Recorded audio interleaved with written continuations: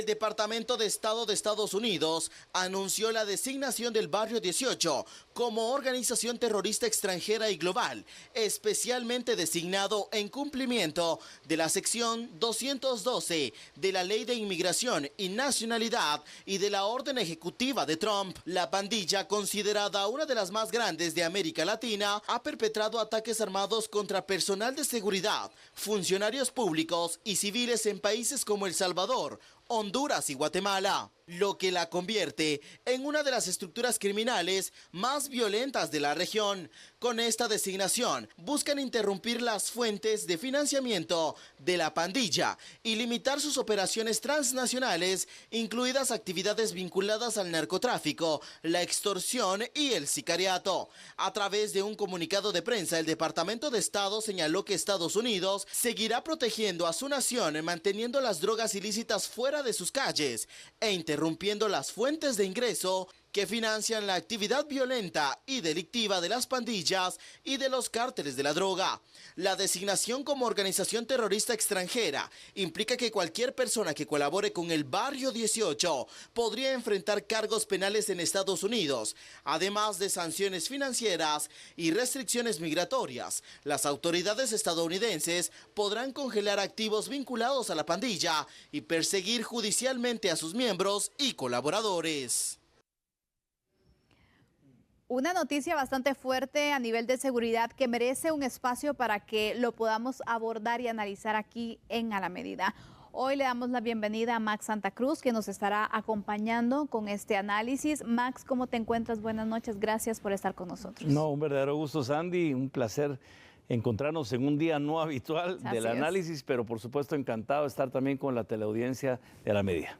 Llama la atención este anuncio que ha hecho Estados Unidos y cómo el Barrio 18 también ha ido apoderándose de territorios y también se ha ido extendiendo en cuanto a sus organizaciones. ¿Qué impacto tiene este barrio en el territorio norteamericano para que las propias autoridades ya hayan realizado este nivel de alerta, Max? Bueno, estos grupos juveniles creados cerca de la década de los 60 se conforman en su momento como una organización de protección dentro del barrio frente a lo que en su momento las amenazas las representaban los grupos de afroamericanos en la ciudad de Los Ángeles o los grupos de los famosos cholos, que eran también mexicanodescendientes que disputaban espacios territoriales. Fue un mecanismo más de protección del barrio que de una organización delincuencial. Al cabo de los años, posteriormente, pues ya empezaron a ejercer actividades reñidas con la ley y cuando en los años 80 empiezan algunos a ser deportados, empiezan a situar entonces su base de operaciones en territorios como Guatemala y El Salvador principalmente, pero empiezan poco a poco a extenderse incluso que hace unos años, no sé si todavía continúa, si uno trataba de buscar en las redes sociales, en el internet, una página de la Mara Salvatrucha o la Mara 18, encontraba uno que habían representantes locales de la Mara Salvatrucha y 18, por ejemplo, en Sudáfrica,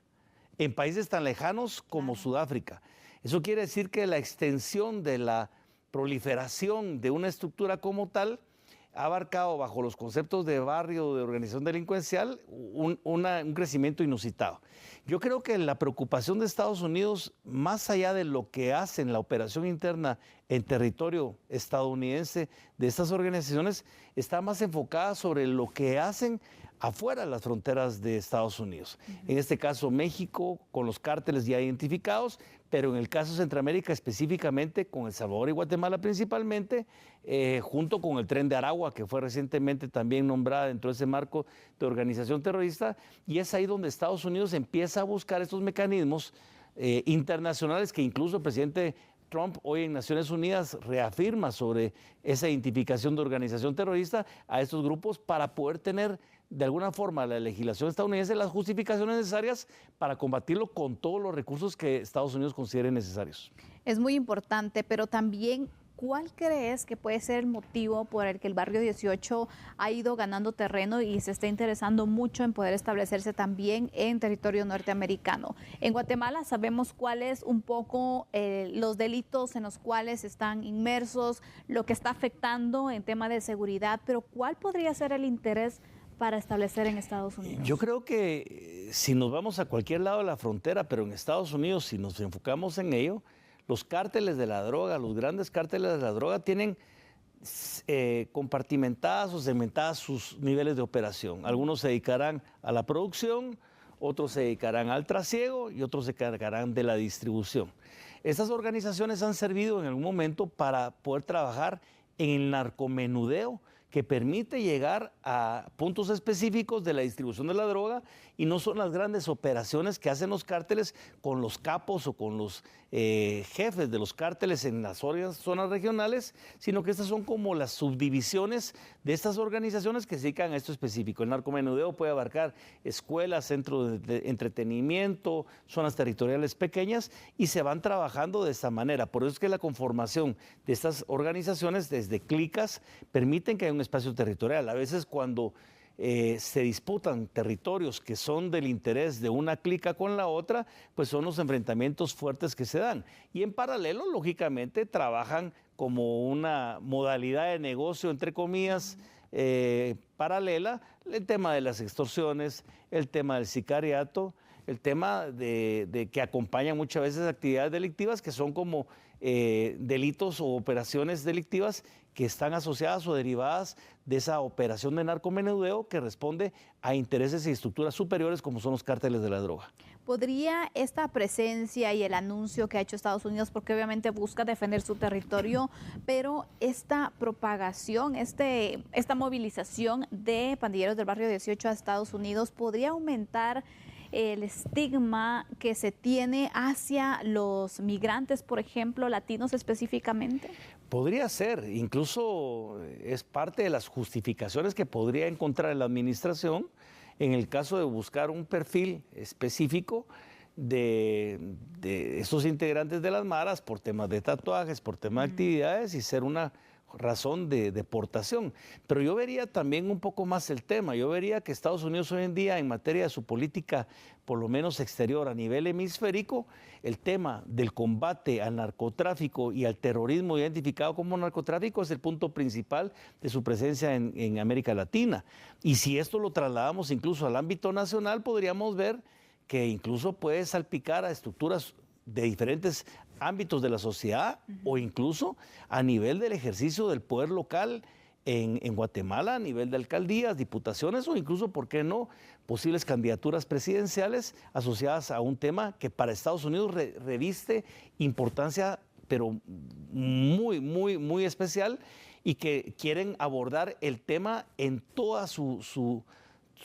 dimensión de operación, desde lo que Estados Unidos haga en la justificación de la deportación de gente que no quieren en territorio estadounidense, delinquiendo y utilizando o fomentando el tema de distribución de las drogas o incluso la utilización de armas en situaciones peligrosas, que creo que hay otros momentos como lo que acabamos de ver en Estados Unidos sobre los ataques a escuelas que paran siendo fuera ya más allá de las maras y del perfil que se busca, actividades que deberían también de preocuparse, y lo que sucede en la operación desde México, que tienen una disputa más difícil con el tema de territorialidad y lo que Estados Unidos puede hacer en territorio mexicano por tradición y por la frontera, y lo que sí pasa en la región centroamericana, que nos hemos vuelto ya no solo una región de trasiego de drogas, sino que incluso peligrosamente estamos llegando al tema de producción de drogas. Y ahí es donde las maras son actores importantes dentro de esta cadena de delincuencial a nivel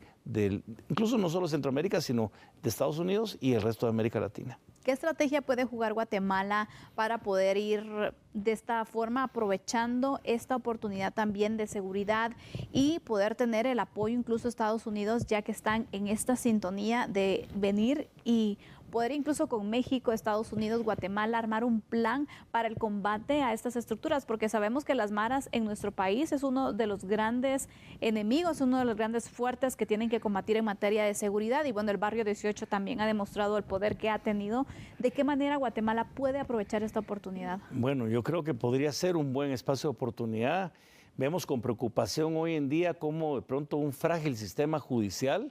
facilita la posibilidad del traslado y el retorno de algunos de los cabecillas de estas maras de un centro de detención